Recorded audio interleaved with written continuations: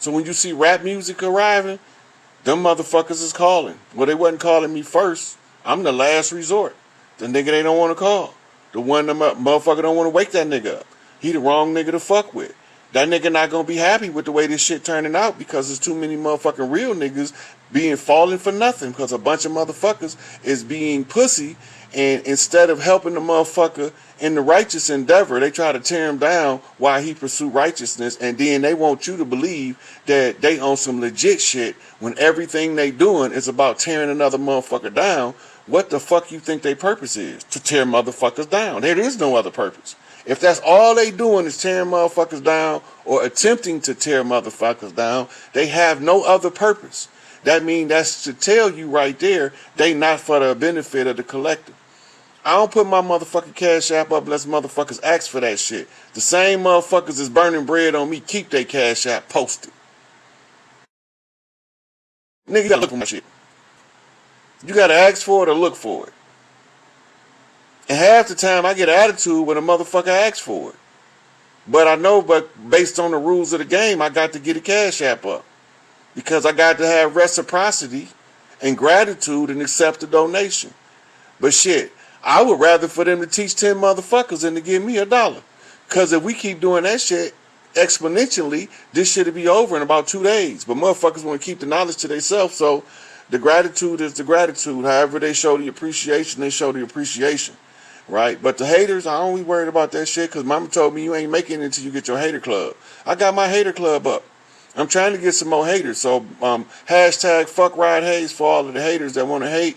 You know, I'm trying to get my hater game up because the more haters I get, that means the more I know I'm making it and I'm doing the right shit. Right? So that's y'all motherfucking hashtag if y'all want to join the hater committee. I'm not bullshitting. I'll start that motherfucker myself because I'm sick of seeing my goddamn face on social media. If I could tell a motherfucker to get this nigga face off social media, I would be more than happy to say that shit. Get this nigga, I'm tired of looking at him. Every time I'm on social media, this motherfucker face popping up somewhere. I don't want to see this nigga no more. I'm sick of him. I'm sick of looking at him. I've been looking at this motherfucker for 53 years. I don't want to see this motherfucker every time I log on social media. I want to see some motherfucking chicks shaking their ass. I want to see motherfuckers telling good stories about how their life done been changed for the better. I don't want to keep seeing my fucking face all over this bitch. And then this shit ain't for me. You know? So, to serve in the priesthood, we have a saying in the priesthood. It say, the highest virtue is to be of service to your fellow man. Right? They talk about it in Christianity as doing to others as you have them do unto you. They talk about it in physics as for every action there's an equal and opposite reaction. That's unless it's due to elasticity, in which case the reaction is delayed. And elasticity means some shit done been stretched out. Well, this shit done been stretched out longer than it need to be. So the men's role as far as protect, that means that you can't be the motherfucker that the family need protecting from if you the protector. That don't make no fucking sense. You supposed to be the motherfucker that when the boogeyman come, the wife and kids run behind you. But it seemed to me, from what I've been seeing lately, when the boogeyman come, the wife and kids is running from daddy. I'm like, what the fuck part of the game is this shit? That's not protect part, right? Some people have a low tolerance for certain character types or people that believe a certain way. They shouldn't entertain them people in their day-to-day life because all it's going to do is continuously frustrate them. That's why I don't go to church. Because I be sick of sitting there listening to these motherfucking preachers that I know they lying. I had no doubt in my mind this motherfucker lying because he went to the seminary where they teach them how to tell the best lie possible in the most convincing manner to convince the most motherfuckers to believe that they non-believers unless they accept their Lord and Savior Jesus Christ. And all the time, what they not telling you is if you accept your goddamn self as your own Savior, you don't need Jesus no more. The helping hand you looking for, says Malachi Z. York, is at the end of your own fucking arm. Right? So, the head of the family, as the mother, and her motherfucking vice president is the father. But he ain't really like the vice president. He ain't really like a good term. He the motherfucking chairman of the Joint Chiefs of Staff. Her motherfucking number 2 girl is her vice president.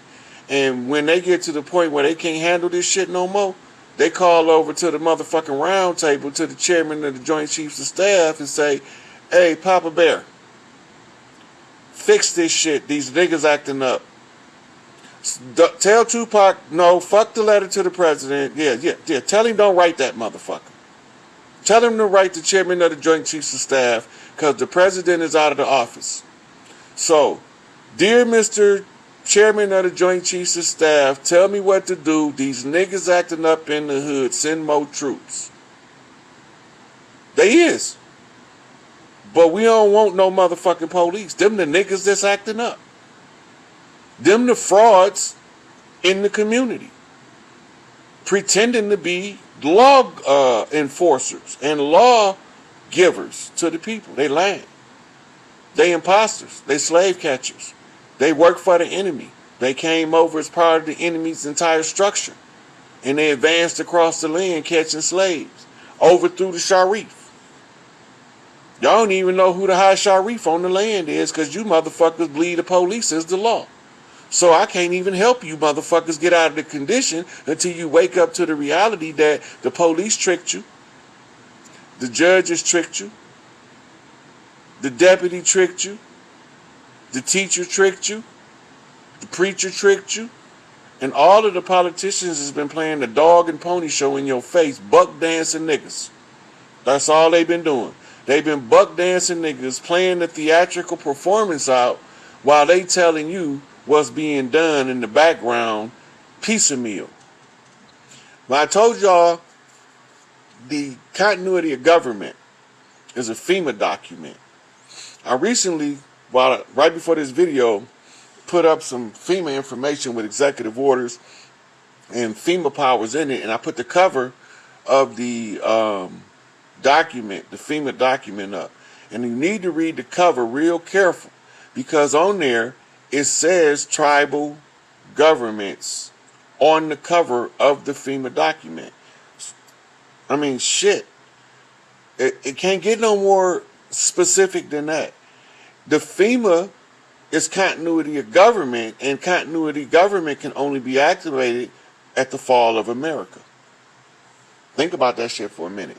And they over there in Raven Rock, Colorado, Cheyenne Mountains, the war room, restructuring the government according to the needs of the children, and it's two rules.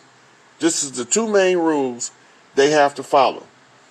Before you make a decision, does it harm the children? Does it harm the earth? If you say yes to either one of them, it's over. You can't go. That's a no for that thing. If it harms the children and it harms the earth, it will not be allowed from this point forward. That's simple. It's not rocket science. It's not nuclear physics. It's not quantum physics. It's not astrophysics. It's not geometry, trigonometry. It's basic math. 1 + 1 = 2. Unless it equals 3. Think about that for a minute. Let your noodle fry on that. So, in the matriarchy, it's not about replacing the leadership with just putting women in a position of power, because women can be corrupted with power too. If you don't believe me, ask Hillary. If she's breathing, ask her. Ask Nancy. They know. They got pseudo power and went crazy. Imagine if the motherfuckers had God powers. They had fake powers. They was playing superhero and thought they was an actual superhero. Imagine if the motherfuckers got some real power, how they would have acted. Bill Clinton, Barack Obama, George Herbert Walker Bush, George Walker Bush, Jeb Bush. These motherfuckers would have had some real power with the type of shit they was doing with the fake power. You motherfuckers would probably be their motherfucking hamburger tonight. Y'all lucky wherever they is, the motherfuckers that's the black hand, hiding behind the scenes, under the KKK robes, right? With a black hand, under a KKK robe. With a black hand, under a KKK robe. Them niggas who came over here to replace us because they said that we would never be smart enough to figure out who the fuck we was. And they was kicking our ass. Because every time one of us figured out who the fuck they was, they murdered them.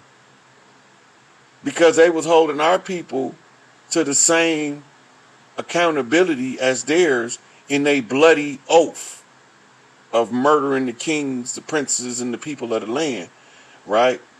And under their bloody oath that they swore allegiance between each other to never divulge the secret that the original man, that so-called Asiatic black man, owner, maker, cream of the planet Earth, God of the universe, was none other than Tahuti himself. And if they don't never know that they part of Tahuti's people, and they don't have enough wherewithal to figure out who the fuck Tahuti is and where this nigga at, and you go through the hood, don't hear these niggas screaming, it's Tahuti who? Well, Tahuti is who you think he is, motherfucker, the high chief of the land. That motherfucker, lead feather-wearing motherfucker from the Feathers clan. That's who he is. Now, when they tell you this is God's country, what the fuck is they talking about? You ask yourself that. Why they call this the promised land? Who the fuck was it promised to? Who promised it to them? Make this shit make sense for me, Put the shit together. So, we in God's country, that's the promised land, also known as the land of milk and honey, which is the great melding pot, which requires one drop of blood in order to become part of the clans. Wait a minute, man. Where the fuck is all that shit come from? That's the standard American shit. Baseball, hot dogs, apple pies, and Chevrolet. All American shit. Right? So, what we at now is you about to see this shit, but you don't even know they telling you finna see it. So let me give y'all a spoiler alert. I'm gonna give y'all one. Y'all see me post a hurricane that's supposed to hit in September of this year, but it's written past tense as if it's already happened, right? September ain't got here yet. So how can they write it in the past tense? Because it's a football pass. Monkey in the goddamn middle. He who is wise, let him catch the sign. Right? FEMA is activated fully in a natural disaster that affects the nation. And if a hurricane is the most expensive hurricane on record, but it haven't happened yet, that's the most expensive transfer of power on record, which means it's going to crash banks, which means it's going to collapse mortgage companies, which means it's going to crush mortgage frauds. Because once all of this shit happened, like the last time in the 2008 real estate crash, all of the paperwork revealed a mass mortgage fraud network. Right? And this mass mortgage fraud was predicated up on a double payment for your mortgage. You paying for it twice and don't even know it. Right? So what they was doing is they was accessing your indemnity account to pay for the property, and then they charged you the price of the house to access your indemnity account and pay for the property as if they gave you something that wasn't yours already. And you fell for it because you didn't know that you was an imbecile in law, and that literacy in law is required in order to move from law unto grace. Because if you're not literate of the law, you will never know that there's jurisdictional classifications of law in which galactic jurisdiction, overrides the individual jurisdiction of nations. And world court jurisdiction overrides all of the nations, right? So I'm going to do a part 2 to this because I got 22 seconds and it's going to cut out. But I'm going to come right back on.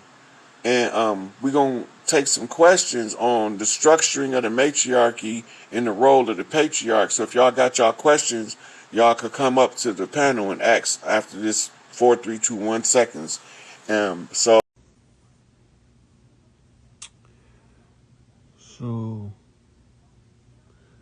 I was on here with the young lady and it cut me off. I'm going to do another hour. I guess that's how long it take for him to cut these videos that I be on. So let me give the people a chance to catch back up because I'm back in here. Try to get some waves in as they come. How y'all doing? Yep.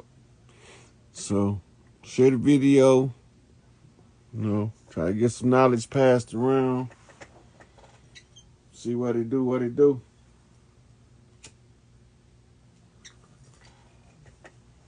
So,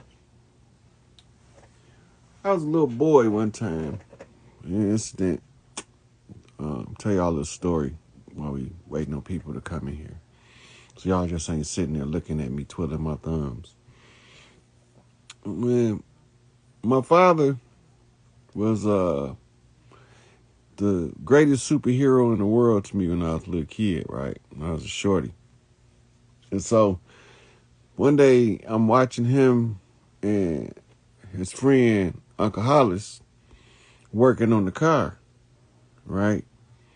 While they working on the car, it's a real tight boat, and they both working on breaking the boat. And so Uncle Hollis break the boat, and I asked my father, I said, Pops, is Uncle Hollis stronger than you? He said, why you ask me that? I said, because you couldn't make that boat break, but he made it break. He said, oh, that ain't got nothing to do with it. I said, huh? He said, I don't got nothing to do with it. See, Hollis got knowledge about breaking that boat that I didn't have. It's the knowledge that was the power. It's not to strengthen the muscles. It's to strengthen the knowledge. And I told my pops about that when I grew up. He said, boy, you remember that? I can't believe you remember that. But, yeah, that was a real motivating thing for me to amass an uncanny amount of knowledge, because my father told me that the power was in the knowledge. I never would have thought that I would be using it right now to do what I'm using it for. I never seen that coming at that age, right? And I seen a lot of shit from foresight. I knew that some kind of way I had to find out how to get rid of this government, because I knew that it wasn't right.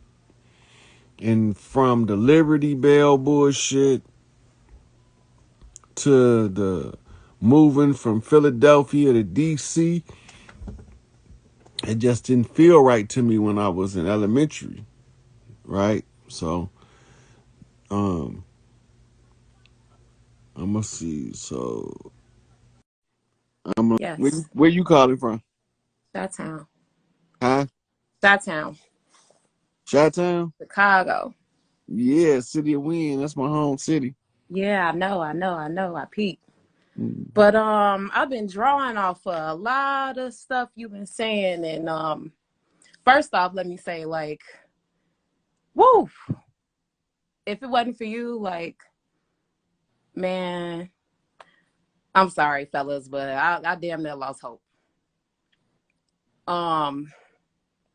The messages has been super intense since getting in tune with you and damn, I can't remember her name. Rashida, I think her name is. Mm-hmm. Man, first off, it's just so much. I made this post the other day. I need to send it to your inbox. I posted on Facebook, but I don't know if anybody's paying attention to like how the globe looks and all of the constellations and all of the satellites that's attached to the motherfucker, and how the shit looks just like the fucking Brewski Rona cell thing. And that led me into some whole other shit. So basically, I think I figured out how to dismantle how they're putting up these mirrors and shit to this shit is fake. Like, I don't know. I can't even really word it. So But look, every woman is a Tesla coil, right? okay. Now, those satellites is like the appendages